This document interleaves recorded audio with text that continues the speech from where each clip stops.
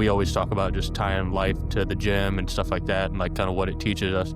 And like that's just one of the main things. It's like it is what it is in that moment, and your feelings, quite frankly, at that moment didn't matter. I'd rather be sidelined trying to achieve greatness than watch greatness achieved and it only set on the sideline. Now introducing your host, Jacob Emery. This episode of the Iron and Infrastructure Podcast is brought to you by Unlocking Greatness with Jacob Emery, a coaching community built for those ready to become the strongest version of themselves. Weekly calls, proven playbooks, and a community built to grow. Greatness is not given, it's unlocked. Join us today at jacobemery.com or DM coach at jacobemery44 on all social media platforms. Welcome to another edition of the Iron and Infrastructure Podcast. Today's guest, Hunter Longberry, my man, Iron Addict, perfect fit for the show. You're about business, you're about training. Just seen you a couple weeks ago at the Next Level event during the Max Effort Subscriber Weekend. What an epic event that was. Let's start right there, Hunter. First of all, welcome to the show. Appreciate it. Appreciate you coming on today. I appreciate you having me, Bob. What did you think about the Max Effort Muscle Subscriber event? I thought it was badass for what little bit I got to enjoy, but the Next Level event on Friday, then the whole day Saturday. I think you were there all day. What was your takeaway from it? Yeah, so the Friday event, we kind of chopped it up a little bit about this, but super intimate, super cool. Honestly, just like a lot of good people sharing a lot of knowledge. That's kind of what it was. It was just like, I mean, it was supposed to go, I think, 5:30 to 9. We ended up being there till like 11:30. And the whole time it was just like people just dropping knowledge, sharing stories, anything that could help anybody. It was in that room. I mean, I think what we have in there, probably like 25, 30 people, something like that. Maybe, yeah, something like that. Yeah, and you could just tell, like, everybody who was there, it was like they were about it. So that Friday event was obviously awesome. And then Saturday, waking up super early, 3:15, getting to the gym. And I know you did the workout with us in the morning, but then that was like an all-day affair for us. I think I did maybe 3 or 4 different workouts in a span of like 4 hours, and I was just wrecked, but it was awesome. Yeah, dude, I seen that lineup and I thought, man, everyone is going to be dying. Even the ice and the sauna work by itself, it's exhausting. I know, like, that calorie burn from just that alone, like, your body goes into shock and it has such a massive, like, central nervous response, and it's not something that most of us are familiar with. So the demand that it takes out of you, just doing that is pretty incredible. I remember the first time I did that at Brian Peters' house, I was like drained afterward and I was starving. Like, you ran a marathon and you hadn't ate, starving. That gut feeling where you're just like, man, I could not fill this pit if I tried. Did that happen for you during that, Yeah. or has that happened for you? Yeah, most definitely. What I was the thought it was hardest fun. thing? Yeah, I think that was probably, it was the most refreshing thing because obviously, like, we had those workouts in the morning. Um, to be honest, the ruck kicked my ass. We did that because we had done the workout in the morning, and then we went to the track and lunged, and then did the ruck right after that. So, I'm carrying like a 35-pound bag. My legs are already, pretty messed up from the lunges. And then to go right into like a 4.5 mile ruck, I was like, all right, this is going to be the finishing touch. But then, yeah, to your point, to get done with that and go in the sauna and then do the ice plunge, again, it was refreshing and like I needed it, but it was like the come down after that. I was like, ooh, I'm gonna have to go sit down for a little bit. It's like a euphoric feeling, right? Oh yeah. It's very hard to explain. You almost sound kind of like woo woo when you say it, but it is so true after that. Um, it's like ultimate release of inflammation is there, and then it's gone. And like this whole entire body, like, stress reliever is a stressor in itself. Mhm. Pretty wild, like, to do it if you've never done it before. Yeah, it was pretty crazy too, because like, I don't know if you saw like the actual agenda for the day, but like that was, I think, the fourth thing in the morning.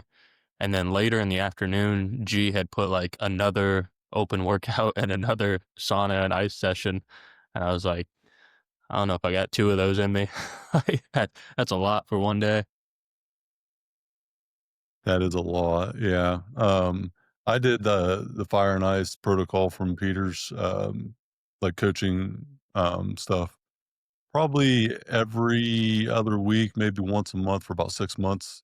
I think I Mhm, was doing it most of the last year and the year before that. I haven't done as much this year, but the preparation for that with how you breathe, the intentionality of that breathing, the breath work has changed my life, dude. So, taping my mouth shut at night, yes, all the time. I wear like I'm like Inspector Gadget. It's actually pretty funny because I'm always like making fun of myself. I got this nose piece on to open up my nasal cavity because I have a deviated septum on the one side. So like I can barely breathe anyways. I got my mouth taped shut. I got earplugs in. Like I'm full on Inspector Gadget for sleep. mhm. I sleep really good. It's not very long, but I sleep more now in 5 or 6 hours than I ever did for 8 or 10 in bed. So like quality sleep is massive. It's huge for the recovery part. You don't recover if you don't get good sleep. I'm not even gonna say long sleep, but good quality sleep. For you, you just had a life-altering couple of years or an event in the last couple of years. Recovery, taking care of yourself, longevity probably is more at the forefront for you than ever before. Tell me about the event, what happened, and the adversity that you've had going on. Yeah, so, I mean, we can rewind a little bit. I think it was about a year and a half ago, maybe 2 years at this point, but I was basically all in on, like, bodybuilding and my training. Like, that was my big thing is, like, train my client, go focus on bodybuilding. I'm eating tons of food, just trying to get as big as I can. I competed in 2020, and I was very real with myself that, like, if I wanted to be good at this, like, I just needed to be bigger. I've never been a very big guy. So for me, like, I graduated high school at, like, 145 pounds. I eventually worked up to like 220 morning weight. So, somewhere in the 223, 225 Mhm, range by the end of the day. Um, but that's a shit ton of weight to put on, I graduated high school in 2016. So from 2016 to probably 2023, I mean, that's just a ton of weight. But with that, I was having some issues where at first I started seeing like my blood pressure go up. And I'm somebody who I monitor that like on a weekly basis. I've always been very health conscious. I've got, people in my family that have had heart issues, stuff like that. So I'm conscious of that stuff. And I just mhm, start like ticking up, like, maybe every 2 weeks, 3 weeks, something like that, and get a little bit higher. I'm like, damn, like what's going on with this? And I'm like, I know I'm putting on weight, but like I'm not, being a dick about it. Like I'm taking my time. And mhm, I had a coach at the time and we were kind of going through stuff and he's like, well, check this, check this. We got my blood work done. And he was like, have you ever had a sleep study done? And it's funny, we were just talking about sleep, but he's like, have you ever had a sleep study done? And I was like, no, I'm 20, I think I was 26 years old at the time. I was like, why the hell would I have a sleep study done? I was like, the only people that I know that have like CPAPs and stuff are like 75, 80 years old. mhm. And obviously not true, but like that's what I saw. And so, Perception, yeah. yeah, exactly. So it's like, let me go get this done. And, I go in, get this freaking thing. They put it on my finger. They get this mask. I got all this crazy shit on. And, Mhm, they're like, all right, you're going to go sleep for the night. We'll do the recordings, whatever. And then, we'll let you know what happened. I get the results back and they're like, how tired are you? And I'm like, I don't know, like, I'm tired, but like, I just kind of pushed through it. And again, like, this is just being a 26-year-old at the time. They're like, do you mhm, ever feel like you're going to fall asleep while you're driving? I'm like, yeah, sometimes. And like, they go through like all these questions. And they're like, so like, what do you do? And I'm like, I just keep going. Like, I don't know. I have a cup of coffee. I just keep going. just Like, just that's through it, just, yeah. yeah, that's like what it is. And they're like, yeah, you stop breathing 140 times a night. And I'm like, oh, oh shit. So, Wow. eh, yeah, exactly. And so they're like, you need a CPAP. That's just what it is. Like, you got to get one. It'll never be like a perfect thing, but at least, if we can cut that down to like 20 times a night, that's, dramatic. Mhm, So I end up getting one of those, um, and immediately drops my blood pressure. Like, I think I was sitting at like 150 over 90, and it dropped me to like 120 over 85.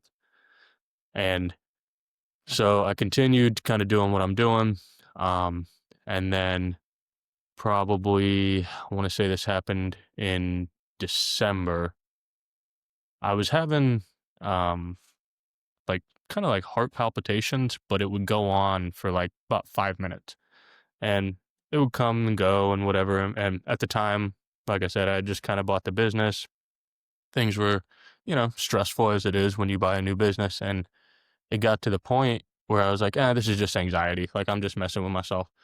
And I went home one day for a lunch, and it's like kicked on, and my heartbeat was like all irregular, all fast. I was like, all right, it'll go away here in, 5 minutes, whatever.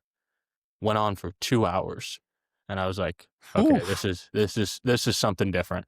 So, I get in my truck. I'm like, I can make this right turn. I can go to work. I can make this left turn, and I can go to the hospital. And so I go to the hospital. They're like, yeah, you have AFib. Um, you know, it's this degenerative heart disease. Essentially, your rhythm just goes out of whack, goes super fast. It's not a huge issue because like, you can take stuff for it. But they were like, just to let you Mhm. know, like, one, you're probably gonna have to be on blood thinners for the rest of your life, and two, um, you're at pretty much, like, I forget what the exact number is, but your increase of risk for like a stroke, a blood clot, is by like 75% compared to a normal heart. Right. And, at this time, I was 27, and I'm like, I have heart disease and I'm 27. I'm like, what are we talking about?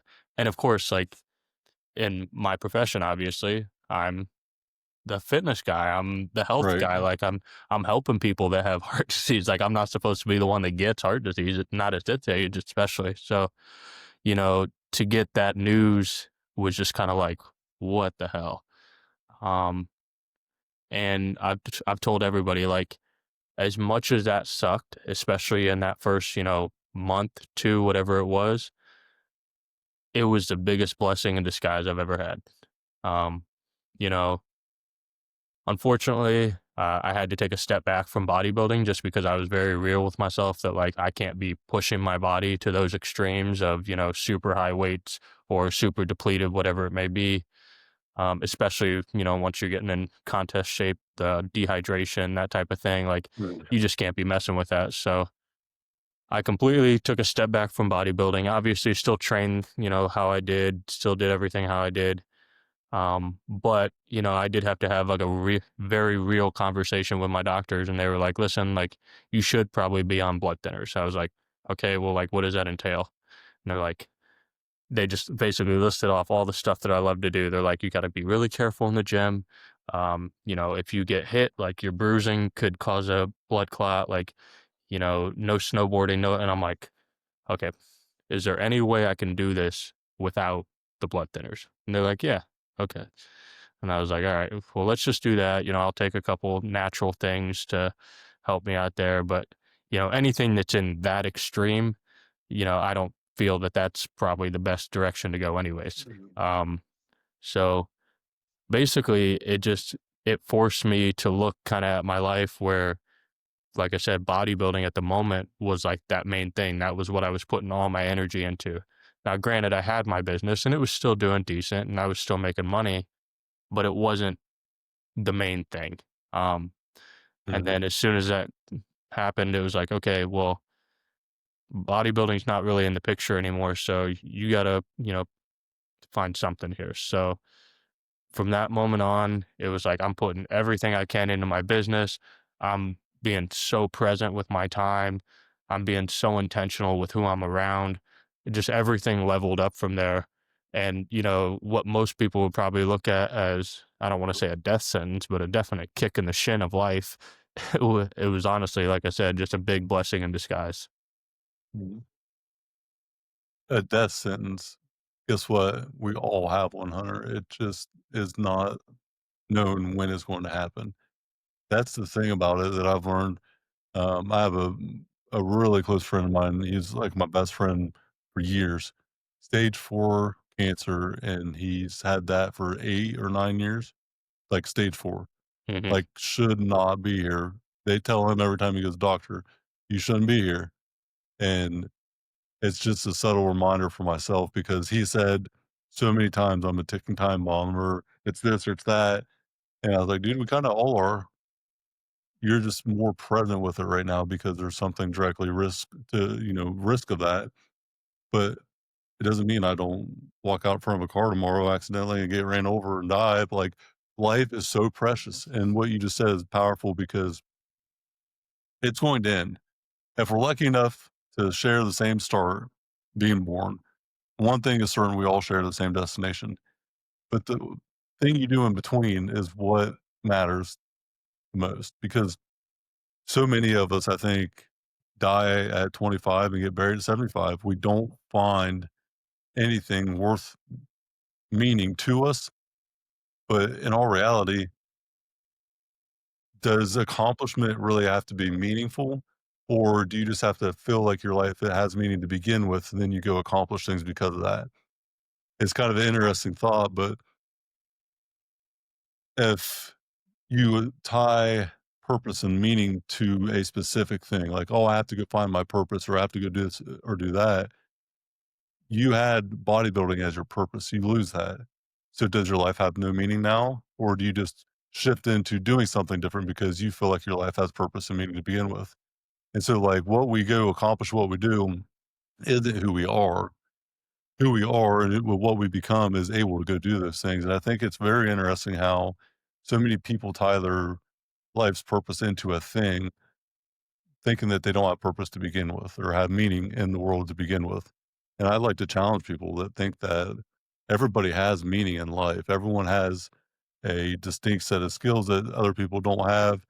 I don't know if you were at the island event when I talked about the dream, but everyone has a fingerprint that's born. Everyone should have a dream for their life. And it's unique to you only. And your dream is like your fingerprint. No one else has that same thing.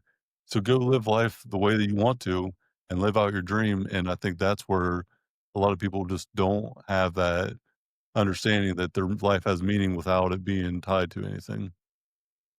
Yeah, no, I agree, and, for me too, a big thing was, like, not staying stuck in that moment and not letting that be, like, "Okay, this is it." Like, I can't do what I wanna do. Sure, like, I'll work my business, I'll do like, but what do I'll start going out with friends more, and I'll start, partying a little bit more because like, it doesn't matter anyways, like, I'm basically always gonna be at risk for this, so it's like, for me in that moment and, like, I won't lie, like, there was definitely, moments where I'm like, "Fuck, man, like, like is this it?" But, Hmm. the biggest thing that, like, always kinda stuck with me is, like, if I don't do anything, I'm still just gonna be right here. If I do something, the worst thing that's gonna happen is, you know, we'll move a little bit forward and maybe, I get knocked down and I end up right back where I am. But both results, the worst that's gonna happen is I'm gonna be right here. So it's like my best option is Hmm. to just continue forward because that's the only option. And that's the thing, dude. We're gonna fall down. I fall down daily. I fail all the time. My 8-year-old daughter asked me the other day, I was taking her to school and she's like, "Dad, do you ever fail at anything or like are you not able to do something?" I'm like, I fail every day, all the time. I fail more than I've ever succeeded, but that's why I've also succeeded at certain things because I've failed so many times and learned from it and didn't get stuck in that moment. Two things become true in life when adversity hits. We either achieve victory because of it or we become a victim because of it. The choice is ours. It's always ours. And it's 99% the mindset and the reaction to that moment. If we're reacting out of fear, we're going to sit and dwell. And the story that we tell is going to be why I didn't do this thing because of the setback. Instead of looking at it from a victory point of view where I'm going to achieve victory in life and live life on my terms because of this thing and think how fucking epic my story is going to be because I overcame this and I'm telling you about it now. That's the power and mindset. It's really not just the reaction to adversity, but the reaction and then the willingness to tell others about the adversity and then how you overcame it, like what you're doing right now. You're not the only one that's probably had something like this happen, but you might change a lot of people's life by mentioning it and talking about the things you did to overcome it. And that's where the power is. Mhm. It's so funny you say that because literally I remember, like, probably within the first couple weeks of, like, this happening, one of my clients had, like, asked me about kinda what was going on because I had to wear a heart monitor for a little while, and I think I had to have it on for, like, 14 days or something like that, and they were what are you gonna do about this?" And I was just like, "I don't know. I'll just keep moving forward, maybe write a book about it one day, I don't know." Like, but they couldn't believe that I was just, like, so, like, on to the next thing after that. They were just like, aren't you gonna, like, sit and, like, dwell on this?" I was like, "No, that doesn't do me any good. It doesn't do you any good." Like, Amen. it's one of those things, it's like, I never wanna be the person that complains about my life. Like, don't get me wrong, there's always points where, like, yeah, you gotta talk to people, you gotta get that shit out because, sitting and festering on it is not a good thing either. But, you know, and I'm sure you've kinda talked with G about this as well, nobody likes to be around negative people. Like, anytime that, you have something like that happen again, like, yeah, you can share it, but, like, to sit on it, to let it ride out longer than it needs to, that's when I feel like, you know, you're not writing that story of, okay, this is how I move forward. You're continuing to sit and get stuck in that trench of, like, this is just what it is.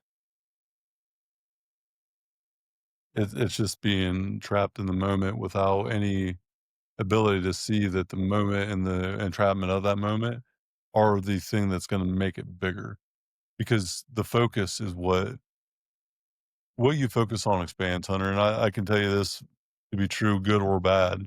If you're sitting there dwelling on the thing that's holding you back, your focus is on negativity that's holding you back. What's going to grow? The thing that's fucking holding you back. If you think about the story you're going to tell and how epic it's going to be that you overcame it, and how this was something that happened for you, not to you, and this obstacle was really just an opportunity for growth, you're going to grow because of the obstacle quickly become an opportunity.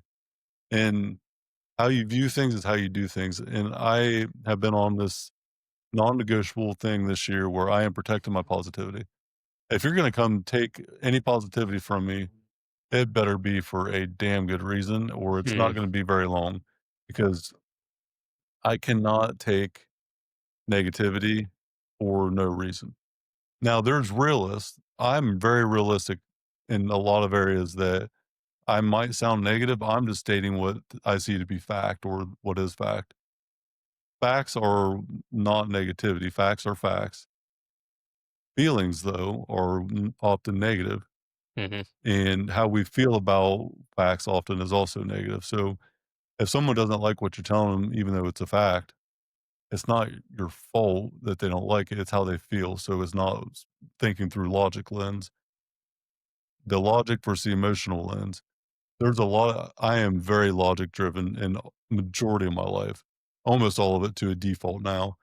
I use emotion or experience when it's down to the last 5 to 10% of decision making that needs to be made based on life experience, whatever. But logic drives the majority of it, because I've been unlogical majority of my life until becoming a business owner and creating new areas of growth. What's real, not what I feel. And so, what is the truth and not what is traditional thought? There's a lot of people that don't actually seek out the truth about whatever's going on. They just believe tradition and always believe tradition. But for me, I'm always trying to seek out what is truth. What is the truth about this thing, and not what is the lagging tradition that's probably outdated and probably not true anymore. mhm. Yeah, I mean, even just to kinda piggyback off of that, speaking on the gym and stuff like that, that's another thing that I feel like people get so emotional with, and it's like, "Oh, I had a bad workout." Did you get your workout in? Yes. Are you better because of Mhm. it? Good Yes. workout. It's a good workout. Like, obviously, again, like, if you get injured or something like that, then yeah, maybe that was not a good workout. But in terms of just like the day to day, you know, again, emotion versus fact, it's like you got better today because you did X. Don't worry about Y. Like, it's just simple as that. So it's like, we always talk about just tying life to the gym and stuff like that and like kind of what it teaches us. And like that's just one of the main things. It's like it is what it is in that moment. And your feelings, quite frankly, at that moment didn't matter. Like you got your workout in. You did this for your business, whatever it may be. So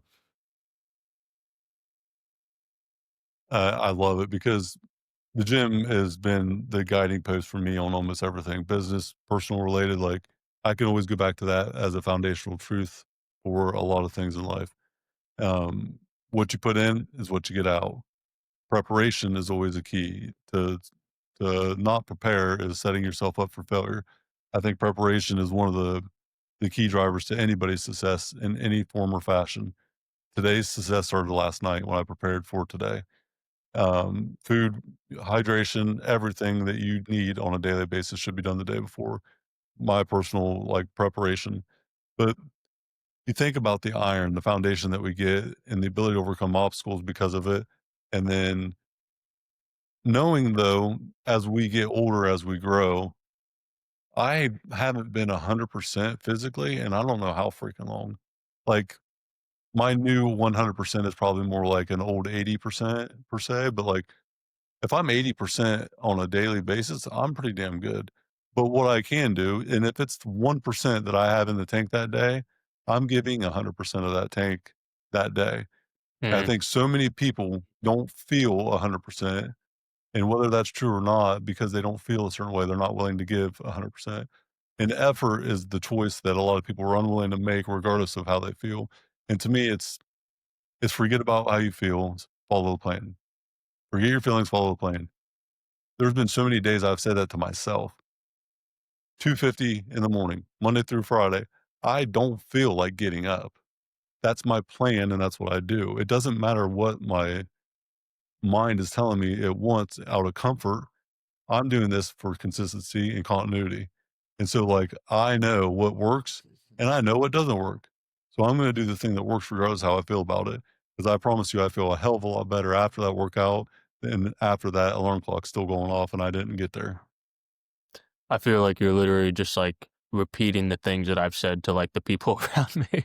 That I've had people like before, they're like, it's so crazy that you're waking up so early and you're doing these things. Like, aren't you tired? And it's like, yeah, of course. Like, I'm not a robot, but So, like, yeah, but so it's like what? it doesn't Yeah. matter. Like at the end of the day, it's like, did you get it done? And how did you how are you now? Like that's such a key thing because I do feel like kind of how you said it's like, 250 comes around, you're not always ready to be up at 250. Like you just know that's what I got. That's what the plan is, and that's what's moving me forward. So it's like, yeah, to have those things, it's one of those things where it can be very difficult to explain it to somebody who hasn't experienced it, especially for an extended, consistent amount of time. Um, but like when you do kind of run into those people that have that, they know, it, it's there. This episode of the Iron and Infrastructure Podcast is brought to you by R&R Pipeline Inc., an infrastructure company.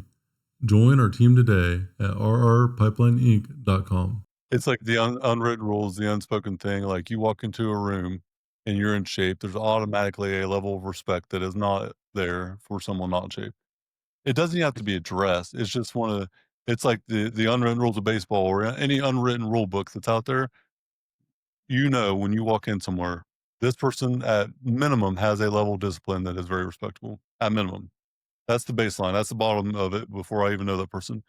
I cannot tell you, Hunter, how many times I've walked into business settings, never even introduced myself, and already stood out in a crowd of a lot of people Hmm. without even them knowing my resume, what it looks like.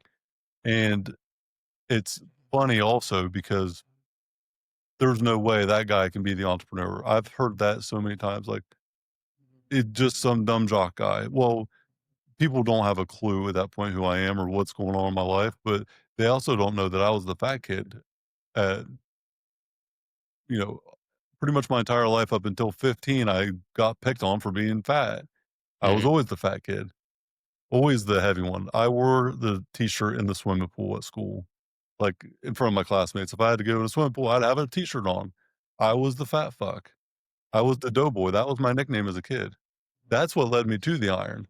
So my obstacle was that, which led to the iron.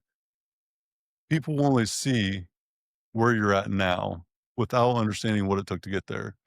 Whenever we're in the grind, everyone says, "Why are you working so hard? You shouldn't be doing all this. Why? Why are you sacrificing this, sacrificing that, giving this up, giving that up? Why? Why? Why are you doing it?" The question is always, "Why are you doing this thing?" And for the longest time, it's, "Why are you doing this and not getting anything out of it?" And then people are right. The critics are normally right for a long period of time. But if you don't give up and you just keep chasing it, then you get it. Man, look at that guy. He just got that handed to him. It was so easy. It's the opposite effect. Mhm. So always being questioned why you're doing this thing to chase your dream, and then getting your dream, and then always being told you just got it handed to you, or it was luck, or whatever. The To worst one me, is, is the "Must ultimate. be nice." Yeah, that must be nice. That normally gets knuckles white pretty quick. I ain't gonna lie. But the reality is, it doesn't matter because we know what's true.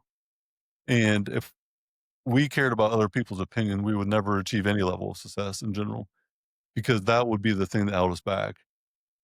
I always laugh whenever you have friends or a group of people that you're really close to, and then you're the delusional one that separates himself from the group because you start to do something different and you're going on this path of growth.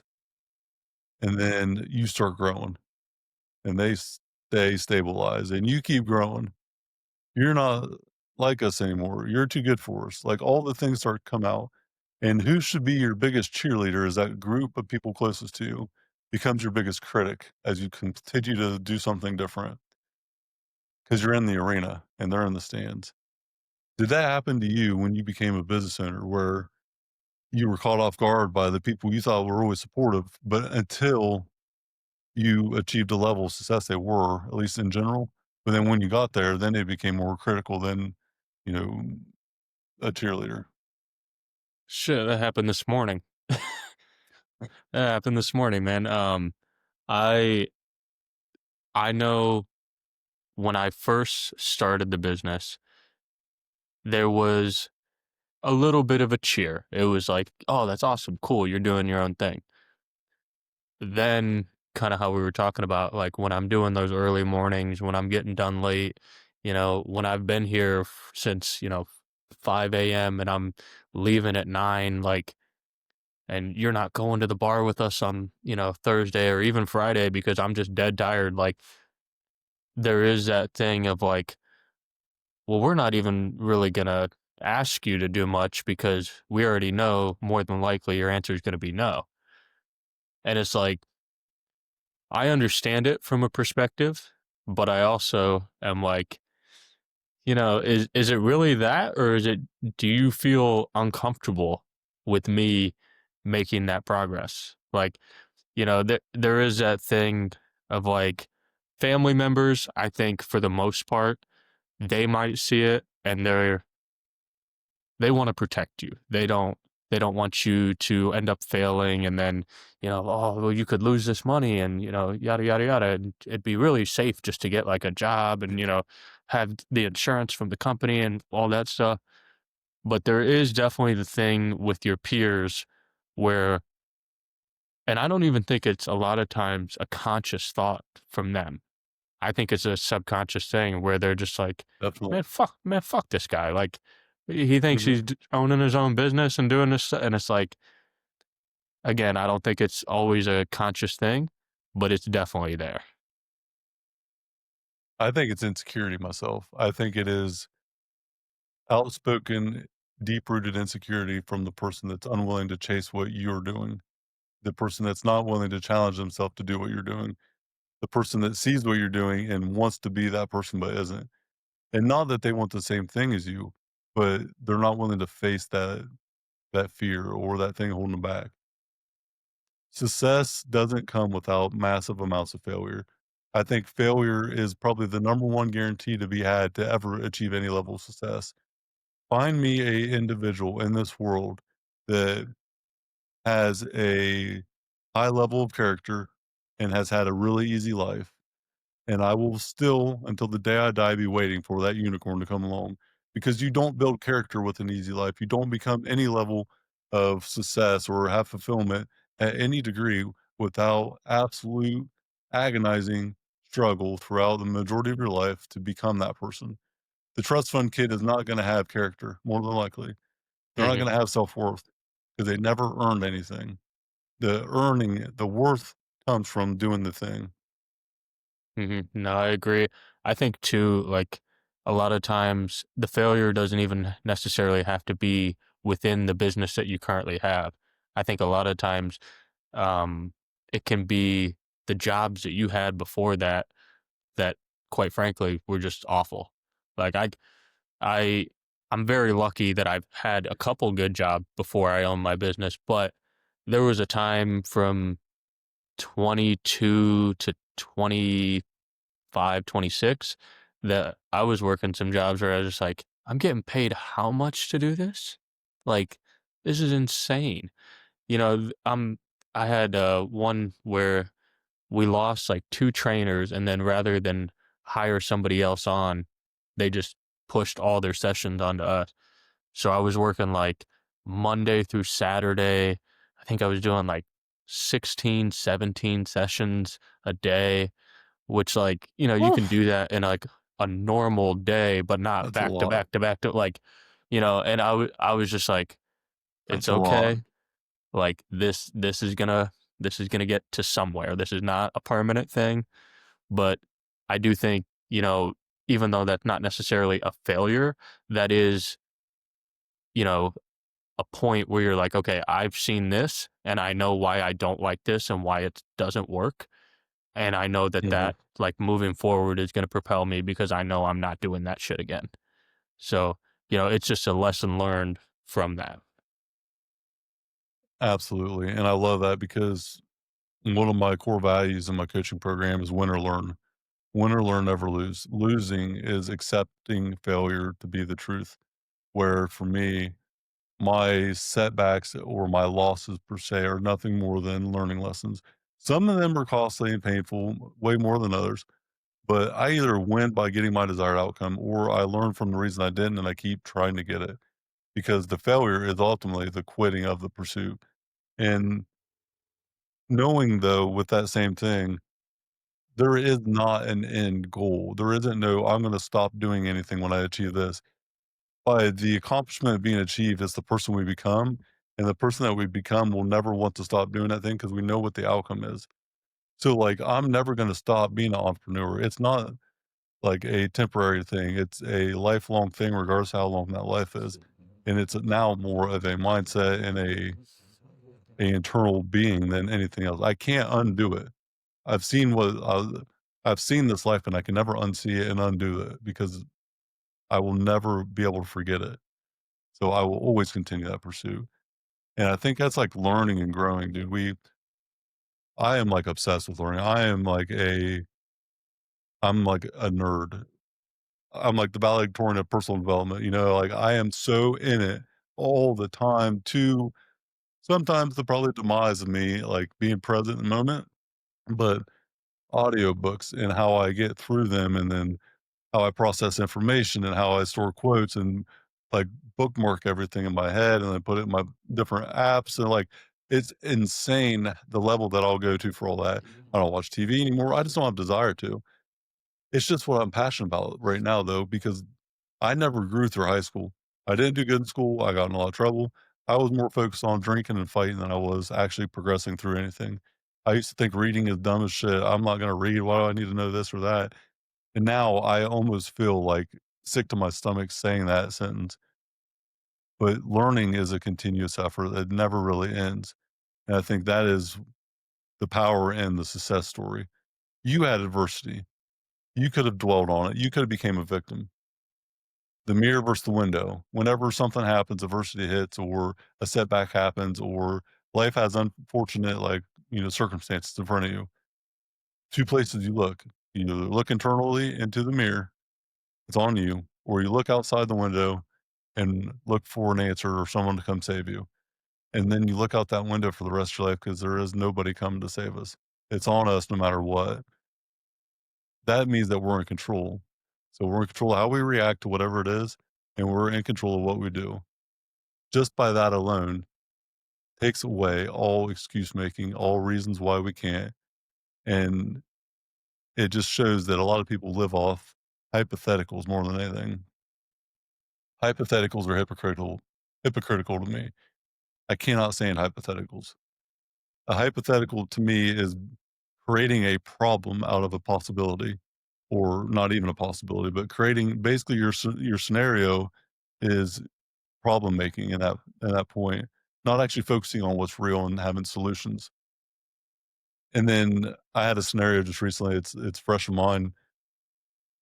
I was not willing to answer a question because I said it's hypothetical. I'm not gonna answer that, it's dumb, it's hypothetical. It's not logical to answer that. And then the person was like, "Well, but you believe this thing could be true." Hypotheticals are in your head. They're made up scenarios in our head of why something can't normally happen, or like worst case scenario. But in my heart, I believe this thing is going to happen. I just can't give you a logical reason why yet, but I believe it to be true. I'm just on my way to get the logic to make it happen. That's in my heart. Faith is in my heart. Hypotheticals are in your head. And when I had said that and separated the two, it was like, okay, it's so obvious how we view the world is how we do things throughout the day.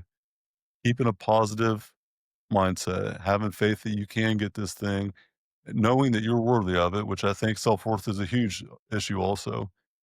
But all of that comes from staying in the iron game for a long fucking time, because there's so many days where I didn't see the results. For years, didn't see results. For years, I didn't get any good result. I felt pain, but I was able to overcome a lot of things throughout all of that because I never quit going. Yeah, one thing that you touched on just a few minutes ago was you've seen like what that life is now as an entrepreneur, and you're like, oh, I'm not, there's no way I'm going back. And that really, that just resonated with me because my coach who does like my nutrition and my training for me, I was telling him, I think it was like 2 months after I had started the business, and I had just like snuck it in there. I was like, yeah, I opened this up, blah, blah, blah. And he was just like, that just very nonchalant. Like, why didn't you mention that? And I was like, oh, I didn't think it's that big of a deal. He's like, not a big deal. He's like, bro, you're never going to work for anybody ever again. He's like, it's simple as that. Mhm. He's like, you're in deep now. Like, you're never going to work for anybody ever again. And you're right. Like, looking at those situations and saying, okay, like, I've taken this and I can turn it into this. Where's it going to be in 5 years? That's the only hypothetical that I feel like you should live with. So, And like, that's for faith to me, me. yeah. So, like, for me, and I think it's even worse nowadays with like social media and stuff because you look Mhm. at what other people are doing and you're putting hypotheticals in your head of like, well, if they're doing that, like, maybe I'm doing something wrong, or like, or maybe this could happen and I could change it. And it's like, focus on yourself. They're not worried about you. You shouldn't be worried about them. You shouldn't be worried about the hypotheticals. Focus on what we got. So, yeah, no, that all that stuff just kind of ties into kind of a couple things that, I've heard even just in the last year. And it just really resonated with me on that. Comparison is a thief of joy.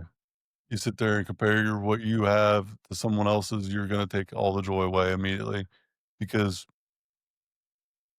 it doesn't change anything that is truth, and it doesn't matter what other people are doing. So if you're concentrating on someone else, you're not focusing on yourself to get better. You're focusing on someone else for no reason at all. And the ability to focus, I think, is really hard today. Like you touched on the generation thing and finish one course until successful. Like, finish one course until successful. Can you go focus on one task for 30 minutes straight and execute on nothing else but that one thing? dude, it's probably like a small percentage of people in the world that can do that today because it's so distracting today in society, but not just with the opportunity of distraction, but for the acceptance of distraction from people in business, people in life in general. Like it's normal to be distracted. I had someone tell me the other day they can multitask really well. And I said, that's, you can do multiple things. Okay, that's fine. You can multitask. That just means that you're not accomplishing anything though, because you cannot multi-focus. Your Mm. cognitive side only can focus on one thing at one time. But yeah, you can, in 1 minute, you can concentrate on 10 things, but you're not doing anything because you're not accomplishing anything. So yeah, sure, you can multitask, whatever, but you can't multi-focus in one singular moment. And they looked at me like, fuck you, kind of. But it's true though. Like think about multi-focus. If you're focused on one thing and truly focused, you shouldn't be focused on anything else. Yeah, no, it's actually really funny that you say that because I can think when I was in high school, I was a pretty good student. And when I got to college, I was still a good student, but I couldn't tell you shit that I learned in college. And the reason for that is Hmm. I feel like when I was in high school, you had this allotted time that you're there. You are in this class. They're making you focus. When I got to college, it was partying, it was classes, it was can I get out of this one? What are we doing later? Is there a football game going on? Um, you know, Like anything. self-accountability too, right? Exactly, anything. Hmm. So there was all those things, and I'll be real, like I didn't give a shit about my classes. Like I was there and I got them done, and it is what it is. But I noticed that when I was in school, I was like, man, like I really don't care about this. And then as soon as I got out of college and I started doing something that I was actually passionate about, which was being in the fitness space, I was like, oh shit, like I'm able to like really like hone in and lock in on these things. I'm like, why the hell couldn't I do that when I was in school? And one, it was I didn't have that structure of like being in a high school where like they're, having you Hmm. in class for, a certain amount of time. And then two, again, I wasn't passionate about that stuff. So as soon as I found something that I was passionate about, it was that much easier for me to focus on. And I think that's another thing too why people are so distracted is because they're doing stuff that quite frankly they just don't give a shit about. So it's like it's easy to pick up your phone and scroll Instagram when you hate your fucking job. It's so true. And it's interesting because figuring out what your passion is normally stems from something you're good at. So, like, normally we are passionate about something, we've done a lot, and to see that, like, if you've done something multiple times, you're passionate about it, but you're absolutely god awful at the thing, probably not gonna be a long-term passion. You're probably gonna just burn out and move on to something else. So, like, the gym for you is probably something you always enjoyed and always had passion for because you liked it, you got results, you enjoyed the process, and so then it became, like, a fulfillment thing probably where you live your life through that now. And whenever people are lost and they're uncertain of what to do or which direction to head, they get so stuck on the plan and how to figure it out. But you just got to do. So build you first. If you build yourself, you're not maybe going to know where you end up at or like the direction that you want to go, but you're going to find out because by default, you're just developing yourself to become someone different, which is going to make you realize the world's different. I'm different. I'm going to go find what I want to do. Progression is going to happen if you start with your development and investing in yourself. Investing in yourself doesn't have to be financial when you start. It's getting online and learning something that you don't know, but you know you need to know. And it's just taking the time to say, I am worthy of this. Spent time to get better at this skill or get better at this or whatever it is. And it's just spending the time to intentionally build you. You commit to building yourself, and that's where confidence starts, and it cannot be taken away. Yeah, no, I love that. And I love that too, tying it to the gym because it's like realistically, I think the gym is just a game of outwork and outlast. Like it's simple as that. Like, and It's that's one thing continuity. yeah, and I've seen like a lot of trainers. I've seen a lot of people because I've been doing this for Mhm. almost a decade now. and I've already seen people come in and fall off.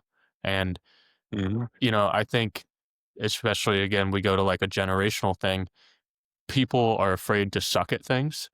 And I think that you want to look at business or the gym, like when you first start, chances are you're not going to be, you know, an all-star. Like you're going to be the 145-pound kid, or you're going to be the fat kid, whatever it may be, who is either trying to get bigger or is trying to lose weight. And the same thing goes for business and pretty much everything. It's like if you have this expectation right out of the gate of like, oh, I'm going to be the goat, like I got Mhm. this, like it's no worries. Like you might want to tamper down your expectations a little bit out of the gate. It's still good to have those mile markers and those goals to set for, but to just come in and be like, oh, why I'm not very good at this, I'm just going to drop it. It's like, well, damn, like that's not going to get you ahead either. Knowing that you need the skill set for whatever reason. Like, when I started this podcast, Hunter, I cannot tell you how god awful I was at speaking. My communication skills are below average at best, even yet today, but when I first started, they were absolutely horrid. Like, going back and listening to me a couple years ago, I would rather listen to Nails on a Chalkboard for 16 hours straight. But because that thing was true, that I was absolutely horrible at this, A, I was horrible at it. B, it was the biggest fear of mine, being on camera, recording anything that I'm saying. I didn't have the confidence that I needed to be like in this setting that I am today. And I had insecurity because of the overweight thing from a young age. So overweight and in the spotlight were kind of my big fears for, I don't know, 25 years of my life, maybe longer, maybe it was 30. Even as a business owner, it still was something that lingered, but your ability to overcome that fear is the ultimate driver for you long term. My recognition that this needed to happen for the greater good of Armor Pipeline, that was the thing that I originally started this for. I have grown internally so much because of it that I didn't know the other world existed that I live in today 2 years ago. And just by default, not quitting is a guaranteed success of some sort because you're going to continue to go chase this one thing. And no matter what the outcome ends up being, you're going to win because you kept going. Hmm. Yeah. Again, just tying it back to the gym, got to do the reps. Hmm. You don't do the reps, you don't get better at it. And then to even piggyback off of that even more, we talked about having like a mentor, having a coach or something like that.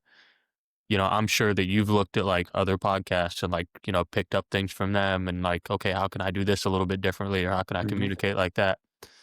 It's the same thing. If your bench press is dog shit and you continue to do it in a dog shit form, it's going to get better, but a bag of shit that Hmm. gets bigger is still a bigger bag of shit.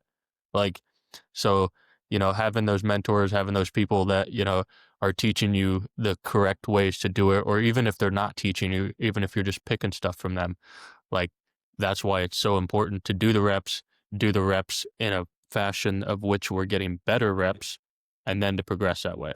So, 1,000%. I think we have to be a student for a long time, but then I think it's also a thing we need to become teachers. There's this mindset blocker for a lot of people where I'm not an expert, I can't teach anybody anything. I know a lot of 2 out of 10s on any given task that a 4 out of 10 could get them advanced closer to that 10 out of 10. You don't need to be an expert, you just have to be able to help someone that's a notch or 2 down from where you're at, and just by that alone, it means that everybody can help everybody else. We're always gonna be students, we're always going to be teachers because 'cause we're always continuing to learn and should always strive to help other people, and doing both is powerful for me. I think you gotta help people with what you know, and then reach out for help from people that you know have been where you're at, and the community part of it. Gotta shout out Corey Gregory. I don't know your backstory with G.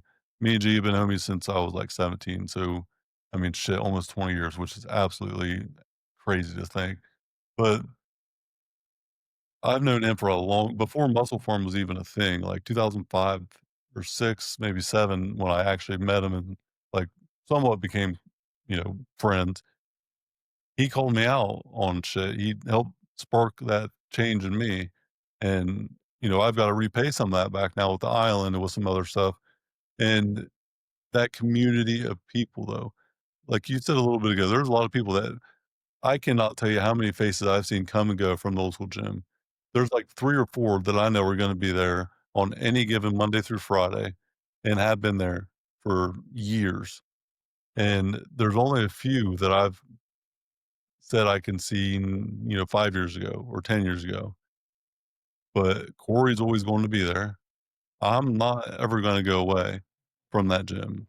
I had like a 5-year hiatus where I didn't really go, um, for multiple reasons. One, because the gym, just me, but, like, now that I'm back, it's kinda like entrepreneurship. I can never undo that level of dedication. I can never not do that thing, and finding that community, though, is the ultimate accelerator to success, because if you don't have the answer, you have the ability to get the answer within a couple phone calls or tap into the community. That community and that power of it is so incredibly deep rooted for anyone in there to be successful, and it gives you confidence in itself to know that I might not have the answer, but I can get the damn answer pretty quick because I got a bunch of killers that support me, and that's my group, that's my people. What do you think about the community in itself, the Max Effort Mafia? Let's finish this where we started, back to Max Effort. Gotta give it your all, but the community part of it. What do you think about the Max Effort Mafia community in itself? Yeah, I mean, absolutely. I think when you look at kind of how you said, it's like the people that you're putting yourself around, like that's going to elevate you. But when you are putting yourself in situations like that maybe aren't the most comfortable right out of the gate, like realistically, you look at the next level group, you look at the Max Effort Mafia group, like up until the island event, I've only seen them from this point of view. Like I've seen them on a square on Mhm. the TV. Like I met Mike. I was so shocked that he was like 6'4", 6'5". I was like, I was expecting you to be a little 5'8" guy. Like, what the hell is this? Yeah. But you know, you you find those communities, and then you realize like right away, like, okay, not only obviously is this benefiting me, like just from learning from them, but kind of how you said, like you were part of the island, like all that coming together, you now have that connection where like if I need, something where, again, go back to Mike, like maybe I want to start an ATM company. I know that Mhm. I have a guy for that.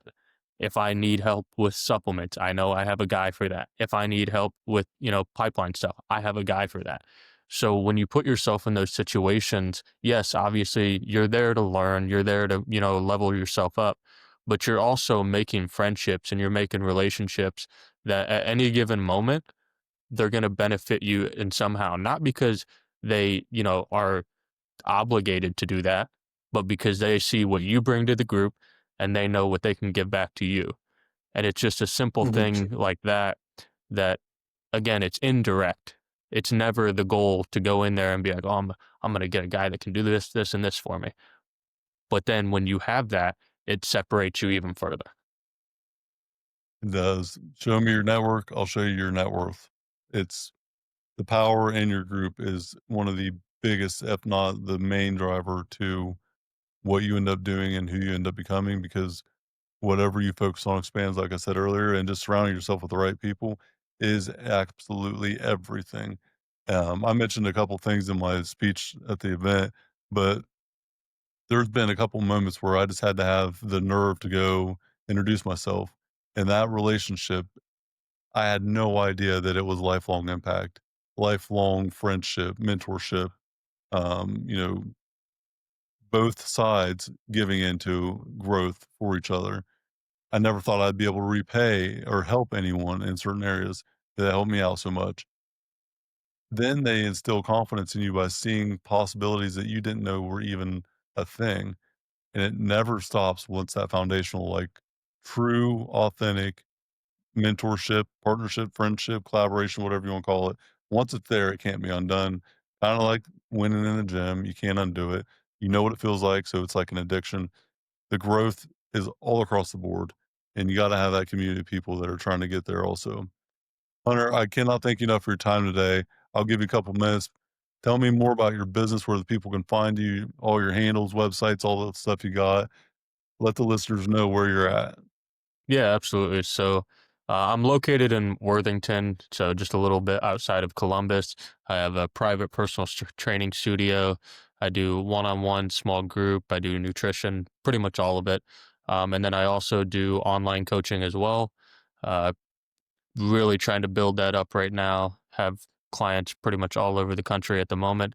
And that's honestly one of my biggest passions, is because as much as I love to help people here in the gym, if I can help people that aren't here and, they still want to work with me, that's awesome. So, easiest way to find me for that is just going to be the builtbyhl.com website, and then, or my Instagram, which is just at lifeofhl.